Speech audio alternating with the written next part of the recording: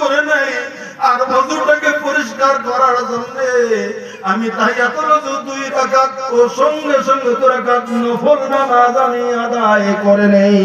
আল্লাহ মনে হয় আমার আমল কবুল করেছে। মানে ওযু করেছেন, ওযুর 2 রাকাত নামাজ আছে, নফল নামাজ কেউ পড়লে পড়তে পারে, নফল নামাজ ওযু করে দিনে 2 রাকাত নামাজ পড়ে দেন, আল্লাহ রাব্বুল আলামিনের দরবারে আমলটা কবুল হয়ে গেছে। তাই হযরত বেলালের জন্য আল্লাহ রাব্বুল আলামিন দেখিয়ে দিলেন নবী গরম পানি দিয়ে হযরত বেলাল জান্নাতে আগে আগে নবীর আগে আগে যেমন ঘুরতেছে নবী বুঝতে পারলেন। একবার জোরে সুবহানাল্লাহ বলেন। আল্লাহ রাব্বুল আলামিন কালো দেখেন না, আল্লাহ তাআলা কালো ডিলডাল দেখেন না, আল্লাহ রাব্বুল আলামিন চেহারা দেখেন না, আল্লাহ তাআলা আপনার শরীর দেখেন না, আল্লাহ তাআলা দেখেন আপনার অন্তর কলিজা, আপনার দেখেন আল্লাহ রাব্বুল আলামিন দেখেন আপনার দিল, আল্লাহ রাব্বুল আলামিন দেখেন আপনার ঈমানের তাজাল্লুটা আল্লাহ রাব্বুল আলামিন লক্ষ্য করেন সব সময়। বলবেন কেন হযরত বেলাল তো জমিনের ভিতরে তো দাম হয়ে গেল? একটা ইতিহাস বলছি 2 মিনিটে শুনে নেন। আজকে আমরা সেই যুগের হযরত বেলালের ঈমানের পরীক্ষাটা কেমন জমিনের ভিতরে হয়েছে। হযরত বেলাল আল্লাহ রাব্বুল আলামিনের নবীর ইন্তেকালের পরে কিছুদিন বেলাল পৃথিবীর জমিনের ভিতরে বেঁচে ছিলেন।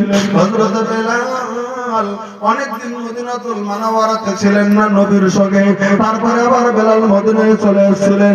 এই মদিনায় যখন বৃদ্ধ বেলাল চলে এসেছে তখনকার একটা ঘটনা বলছি, ইতিহাসের ভিতরে ঘটনাটা পাওয়া যায়। হযরত বেলাল সম্পর্কে ওই ছোট্ট ছোট্ট যুবকেরা মার কাছে জিজ্ঞাসা করেছে, মা গো ঈমান কি, ইসলাম কি, কেমন করে আমরা ঈমান নিলাম? মা তখন বলে দিয়েছেন ইসলামটা খুব কষ্ট করে এসেছে রে বাবা। বলে কেমন কষ্ট করে এসেছে? বলে বেলালের মতো সাহাবী বিরাট কষ্ট করেছে জমিনের ভিতরে কালেমাটার জন্য। বলে কোথাকার বেলাল? তখন মা বলে দিয়েছেন অমুক জায়গাতে, মদিনার অমুক জায়গাতে হযরত বেলাল আছেন, তোরা যা একটু খবর নিবি ইসলামটা তিনি কেমন করে গ্রহণ করেছে।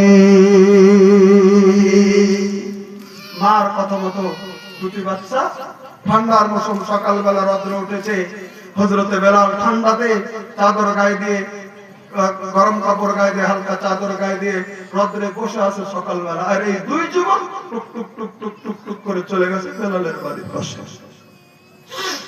সালাম দিয়েছেন 2 যুবক। আমার ভাইরা, আল্লাহ রাব্বুল আলামিনের নবীর সাহাবাকে যখন সালাম দেওয়া হতো এত তারা খুশি হয়ে যেতেন, তারা মনে হতো তারা বিরাট বড় খুশি হয়ে গেছে।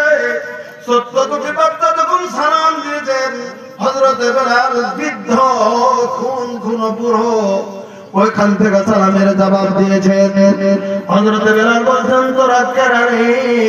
বলতেছে আমরা ওই গ্রাম থেকে 2 জন চলে এসেছি। বলো বাবা, বলো বলো। ছোট বাচ্চা দেখলে আমরা সদস্য সবাই আদর করি, বলো কেন এসছো? বলে ওগো আল্লাহ রাব্বুল আলামিনের নবীর সাহাবী, মার কাছে একটা কথা শুনেছি, আপনি না যখন ঈমান নিয়েছেন আপনার নাকি খুব কষ্ট দিয়েছিল ওই যুগের মক্কার বেদিনেরা। আচ্ছা বলেন, বৃদ্ধর কাছে যখন কথাটা বললেন হযরত বেলালের চোখের পানি সঙ্গে সঙ্গে টপ টপ করে পড়তে শুরু হয়ে যায়। বৃদ্ধ জীবনের ইতিহাসের কথা মনে পড়ে গেছে। তখন ওই যুবককে ডেকে ডেকে বলতেছেন তোরা আমার পিছনে আয়।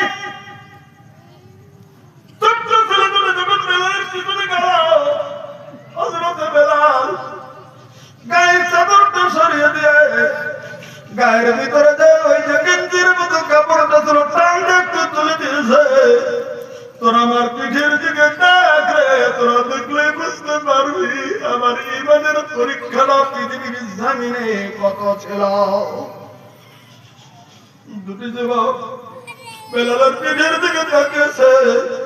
যখন পিঠের দিকে দেখছে ভাই গো, নজর করে দেখতেছে লোকটা পুরো হয়ে গেছে, কোন দিন মারা যাক কবরে যাবে। কিন্তু একবারে কালো কুটকুটো বেলাল, তার সমস্ত শরীর কালো কুটকুটো। পিঠের দিকে নজর করে থাকে, এখনো পিঠের চামড়াগুলি উঠে সাদা দবদবা দবদবা জায়গাগুলি বিভিন্ন জায়গাতে রয়েছে। তখন বলেন আপনার শরীর এমন কেন গো? তখন হযরত বেলাল বলে দিয়েছিলেন, তোরা তো দেখলি এটা আমার ইমানের কাদা, আমার শরীরের অবস্থা। কারণ আমি ছিলাম মক্কার একজন জালিম, মক্কার এক জালিমের বাড়িতে আমি গোলাম ছিলাম, একজনের বাড়িতে আমি গোলাম ছিলাম। আমি যখন গোলাম থাকতাম, হায় আমি যখন কালেমা নিয়েছিলাম বিশ্ব নবীর কাছে, তখন কালেমাটা গ্রহণ করেছি, আমার উপরে মন মানসিক অত্যাচার তুলে দিয়েছিল। সারা রাত মেরেছে, চাবুক দিয়ে আমাকে আঘাত করেছে, আঘাতের উপর আঘাত করেছে। আমার আঘাতে শরীরের পেটের চামড়া গুলো খসে খসে খসে খসে খসে খসে পেটে রক্ত চিরচির করে পড়ছে। আমি যখন বেহুশ হয়ে গেছি, আমি বেহুশ হয়ে যাওয়ার পরে মারা বাপ দিয়েছে, তাও মেরেছে।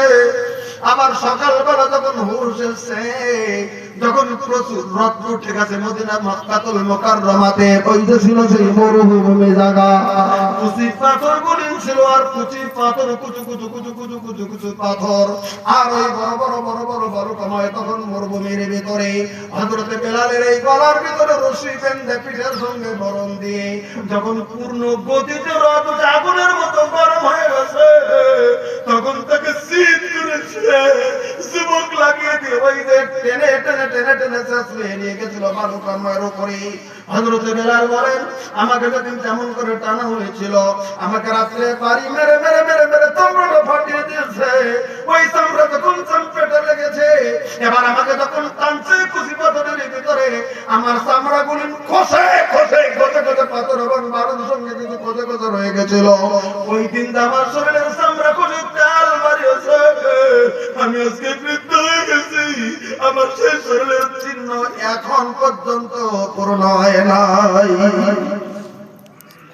আমার ভাইরা, আমরা কতটুকু দুঃখ করেছি ইসলামের জন্য, আমরা কতটুকু কষ্ট করেছি ইসলামের জন্য। সামান্য একটু এগিয়ে যেতে পারি না দিনের জন্য, সামান্য সময়